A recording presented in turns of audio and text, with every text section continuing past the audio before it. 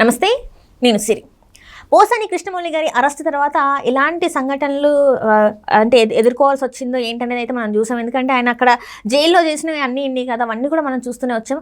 ఎట్టకేళ్ళకి ఆయనకైతే బెయిల్ అయితే మంజూరైంది. మరి దీని తర్వాత ఆయన బయటకు వచ్చిన తర్వాత ఎలా ఉండబోతున్నారు, ఎలాంటి మాటలు అయితే మాట్లాడబోయే అవకాశం ఉంది, దీని మీద స్పందించడానికి మనతో పాటు ఉన్నారు ప్రముఖ రాజకీయ విశ్లేషకులు అంకమరావు గారు. నమస్కారం సార్. నమస్తే అమ్మా. సార్, ఇప్పుడు చూస్తుంటే పోసాని కృష్ణమౌళి గారి అరెస్ట్ తర్వాత ఎలాంటి సంఘటనలు జరిగినాయో, అంటే వాళ్ళు ఎలా చేశారనేది మనం చూస్తూ వచ్చాం. చాలాసార్లు కోర్టులో కూడా తను ఏడ్చిన వైనం, అంటే నేను ఇంకా ఆత్మహత్య చేసుకుంటాను కూడా బెదిరించిన వైనం మనం చూసాం. ఇప్పుడైతే ఈరోజు బెయిల్ అయితే మంజూరైంది. మరి బయటకు వచ్చిన తర్వాత వాళ్ళలో ఏమైనా చేంజెస్ ఉండే అవకాశం ఉందంటారా, లేకపోతే అదే పాత వైఖరి అదే ధోరణి వాళ్ళు ఏమంటారు చేసే అవకాశం ఉందంటారా? తెలియక తప్పులు చేసిన వాళ్ళు పరివర్తన చెందుతారు. తెలిసి కావాలని పదే పదే తప్పులు చేసేవాళ్ళు మారతారని కానీ వాళ్ళలో మార్పు వస్తుందని కానీ మనం భావిస్తే అంతకంటే పిచ్చితనం అయితే ఏమి ఉండదు. మామూలుగా అతని విషయం తీసుకుంటా ఉంటే గత నెల 26వ తారీఖు 27వ తారీఖు అదుపులో తీసుకున్నారు అతన్ని. మరి నిన్న అతనికి వెలుసుబాటు కలిగింది. వాళ్ళకి పూచీకత్తులు అది ఇవ్వటం కూడా జరిగింది. ఇప్పుడు ఈరోజు విడుదలవుతాడని భావిస్తున్నారు. మరి ఏ సమయానికి విడుదలవుతాడో కూడా తెలియదు. ఇక్కడ గమనించుకోవాల్సిన అంశం ఏంటంటే అతని మీద 18 అభియోగాలు ఉన్నాయి. 4 అభియోగాలకు మాత్రం వెలుసుబాటు వచ్చింది. సహజంగానే దీన్ని దేశవ్యాప్తంగా చర్చించుకోవాల్సిన సమయం అయితే ఆసనమైంది. ఎందుకంటే ఈ సామాజిక మాధ్యమాల్లో ఇష్టారీతిగా మాట్లాడుతూ దాన్ని ప్రజలకు ఇచ్చినటువంటి హక్కుగా, వాళ్ళకి యొక్క వాక్ స్వాతంత్ర్యానికి వాళ్ళకున్న హక్కుగా భావిస్తూ న్యాయస్థానాలు కూడా తీవ్రమైన చర్యలు అయితే తీసుకోవట్లేదు. దీనికి అడ్డుకట్ట వేయాల్సిన సమయం అయితే ఆసనమైంది. ఇప్పుడు ఒక వ్యక్తి వేరే వ్యక్తిని నిర్ణయించిన తర్వాత దాన్ని భావస్వేచ్ఛ ప్రకటన కింద ఎలా భావిస్తాం? వ్యక్తిగత దోషణలు, వ్యక్తిత్వ హననం చేసే విధంగా, అలాగే వాళ్ళ కుటుంబ సభ్యుల్ని, ముఖ్యంగా స్త్రీలని, పిల్లలను కూడా ఇబ్బందికరమైన రీతిలో మాట్లాడుతూ వాళ్ళ యొక్క వ్యక్తిత్వ హననం చేసేటప్పుడు దాన్ని భావస్వేచ్ఛ ప్రకటనగా ఆలోచించడం అంటే అంతకంటే దుర్మార్గం అయితే ఇంకేమీ లేదు. అన్నప్పుడు ఇప్పుడు మిగిలిన విషయాల్లో మాత్రం ఎందుకు అదుపులో తీసుకుంటున్నారు? ఆవేశం వచ్చింది, అతను మాట్లాడాడు అని భావిస్తున్నారు. ఆవేశం ఎందుకు వచ్చింది? మామూలు వాళ్ళు అయితే దాని గురించి పెద్దగా మనం పట్టించుకోవాల్సిన అవసరం లేదు. అట్లని కాదు సార్, ఇప్పుడు భావ స్వేచ్ఛ అని అంటే ఇలాంటి మాటలు మాట్లాడడానికైనా భావ స్వేచ్ఛ ఉందంటే ఇంకా నోటికి అదుపు ఉండదు అన్నట్టే కదా. ఇప్పుడు ఎవరైనా మాట్లాడవచ్చు. అయితే వీళ్ళు సెలబ్రిటీస్ కాబట్టి వీళ్ళు బయటకు వచ్చి మాట్లాడుతున్నారు. సో వీళ్ళని చూసి చాలా మంది ఫాలో అయ్యే వాళ్ళు ఉన్నారు. ఇప్పుడు వాళ్ళు కూడా అదే ధోరణిలో వెళ్ళే అవకాశం ఉంది కదా. నిస్సందేహంగా ఇప్పుడు వాళ్ళ అధినేత కూడా అదే చెప్పాడు కదా, మీరు ఇలానా చేయండి ఏమవుతుంది, కాకపోతే ఒక 4 రోజులు 2 నెలలు 3 నెలల తర్వాత అయితే వదిలిపెడతారు కదా, అంతకంటే ఎక్కువ వదిలిపెట్టరు కదా. నేను 16 నెలలు కారాగార వాసంలో చేసి వచ్చాను, నేను ముఖ్యమంత్రిని కాలేదా, కాబట్టి మీరు ఇలానే చేయండి అని చెప్పి ప్రోత్సహిస్తున్నాడే కదా. అంతే తప్ప మీరు ఇలా మంచి పద్ధతి కాదు, ఇది సమాజానికి మేలు చేసేది కాదు, నిస్సందేహంగా మీలాగా ఇంకోటి తయారైతే చెడు సాంప్రదాయాలకు ఇది శ్రీకారం అవుతుంది, కాబట్టి మనం దాన్ని అనుసరించొద్దు.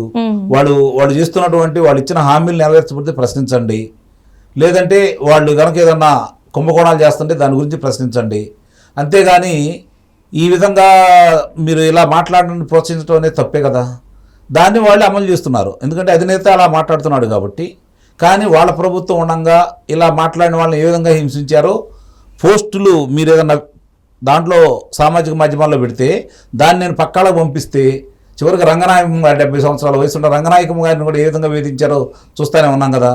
అంకబాబు గారు అంటే ఆయన ఎప్పటి నుంచో జర్నలిజంలో ఉన్నారు, మరి ఆయన కూడా అదుపులో తీసుకున్నారు కదా. అర్ధరాత్రి పూట కనీసం బట్టలు మార్చుకునే అవకాశం కూడా ఇవ్వకుండా మరి ఇవన్నీ వాళ్ళు చేసి ఈరోజు నీతులు చెప్పే స్థాయిలో వాళ్ళు ఉన్నారు. అంటే చట్టంలో, అంటే ఇప్పుడు ఉన్నటువంటి మనకు చట్టంలో దీంట్లో ఉన్న వెలుసుబాటును వాళ్ళు ఉపయోగించుకుంటున్నారు. న్యాయస్థానాలు అలాగే కేంద్రం కూడా దీని మీద కొంచెం లోతుగా ఆలోచించాల్సిన సమయం అయితే ఆసనమైంది. ఇదైతే మంచి పద్ధతి కాదు కదా. ఇలా వ్యక్తిత్వంగా హననం చేస్తూ వాళ్ళు ఇష్టారీతిగా మాట్లాడుతూ మేము ఏముందిలే ఇప్పుడు ఇతన్ని వదిలిపెడతారు, రేపు పొద్దున వర రవీంద్రరెడ్డిని వదిలిపెడతారు, అలాగే మామూలుగా అతను బోరుగడ్డ అనిల్ ఉన్నాడు, అతన్ని వదిలిపెట్టేస్తారు, అయిపోతుంది.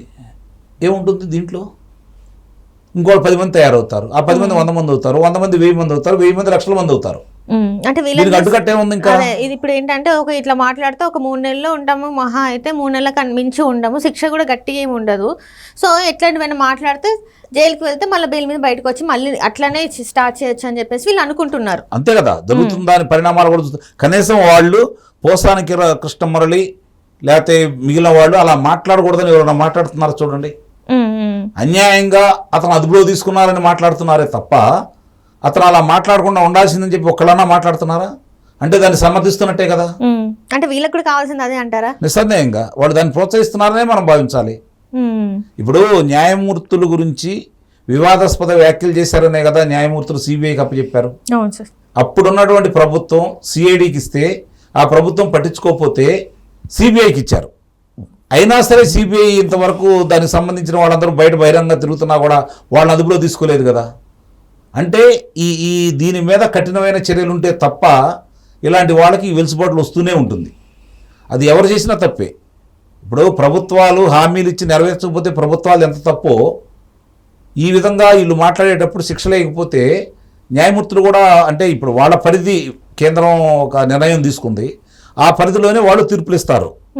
అలా కాకుండా దీని మీద నిస్సందేహంగా కూడా జరుగుతున్న పరిణామాలన్నీ ఒకసారి గమనించుకొని ఇలాంటి వాళ్ళు ఇలాంటి వ్యాఖ్యలు చేసే సందర్భంలో కావచ్చు, లేకపోతే ఆ సామాజిక మాధ్యమాల్లో వాళ్ళు ఇష్టారీతిగా రాతలు రాసే రాదని కావచ్చు, మరి చిత్రాలను కూడా మార్చి వేరే వాళ్ళని పెట్టేసి అసభ్యకరంగా చిత్రీకరించే విధానం కావచ్చు, ఇది చెడుపోకలకైతే దారితీస్తుంది. అందుట్లో ఎలాంటి సందేహం కూడా ఏం లేదు. దీన్ని అడ్డుకట్ట వేయాల్సిన సమయం అయితే ఆసనమైంది. అక్షర క్రమంలో ముందున్నటువంటి ఆంధ్రప్రదేశ్ భారతదేశంలో ఇలాంటి వాళ్ళ మీద చర్యలు తీసుకునే విధంగా సరికొత్తగా కొన్ని చేసుకోవచ్చు. ఇప్పుడు మన చూసాం మనం యాప్స్కు సంబంధించి, క్రీడల యాప్స్ సంబంధించి వాళ్ళని ప్రోత్సహించిన విధానానికి ఇప్పుడు చాలా మందిని అదే దానికి సంబంధించి రాష్ట్రాలు వాళ్ళ స్వతంత్రంగా కొన్ని చట్టాలను తయారు చేసుకున్నాయి, చాలా కఠినంగా తీసుకున్నాయి. ఇప్పుడు దాన్ని నిషేధిస్తూ ముఖ్యంగా తెలంగాణ కావచ్చు దాన్ని ముందుకెళ్ళింది. మరి ఆ సందర్భంగా కూడా ఈరోజు అవి తప్పు అనే నిర్ణయానికి అయితే వచ్చారు కదా. వాళ్ళందరికీ ఈరోజు ఏ విధంగా అయితే వాళ్ళకి సమన్లు పంపించేసి దీనికి మీ వివరణ ఇవ్వండి అని చెప్పి అడుగుతున్నారు కదా. దానికి అలాంటిది ఎంత తప్పు ఈరోజు అంటే ఎక్కడో ఉండవాళ్ళు దానికి సంబంధించి దాంట్లో మోసం జరుగుతుందన్నా కూడా చూస్తూ ఊరుకుంటే ఇప్పటివరకు జరుగుతున్న పరిణామాలు అవి.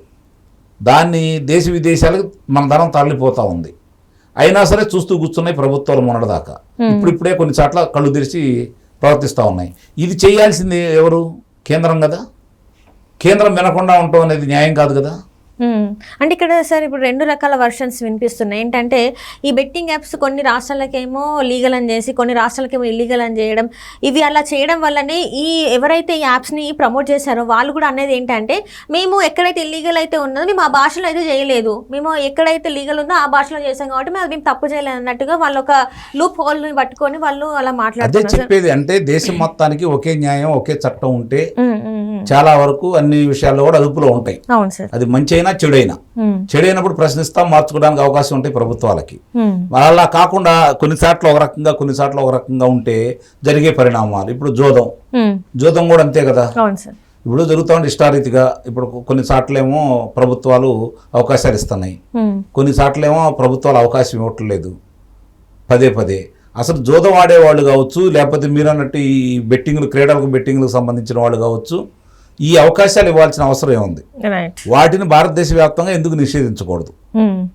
ఇది ఇట్లానే ఇప్పుడు చూసుకున్నట్టయితే ఇట్లా మాట్లాడే వాళ్ళు కూడా చాలా వరకు బయటకు వచ్చి అంటే మీడియా ముందు రాగానే వాళ్ళు ఏది పడుతుంది మాట్లాడి ఇలాంటి ఒక అంటే అధికార ప్రతినిధి అనే కావచ్చు, లేకపోతే ఒక పార్టీలో కార్యకర్తే కావచ్చు, ఏదైనా కూడా పార్టీ మెంబర్ అయినా కూడా నోటికి ఎంత వస్తే అంత అదుపు లేకుండా మాట్లాడడం, వ్యక్తిగత దూషణ చేయడం, ఇంట్లో ఆడవాళ్ళ మీదకి మాట్లాడడం, ఇలాంటివి కూడా మాట్లాడొద్దు. దీని మీద కూడా శిక్షలు లాంటివి అమలు చేస్తే ఖచ్చితంగా మార్పు అనేది వస్తుంది. లేకపోతే ఇది ఇంకా కొనసాగింపు ఇంకా వెళ్తూనే ఉంటారు ఎన్ని సంవత్సరాలైనా కూడా. సంప్రదాయాలకి ఇప్పుడు జరుగుతుంది దాని ఇంకా కొనసాగింపు.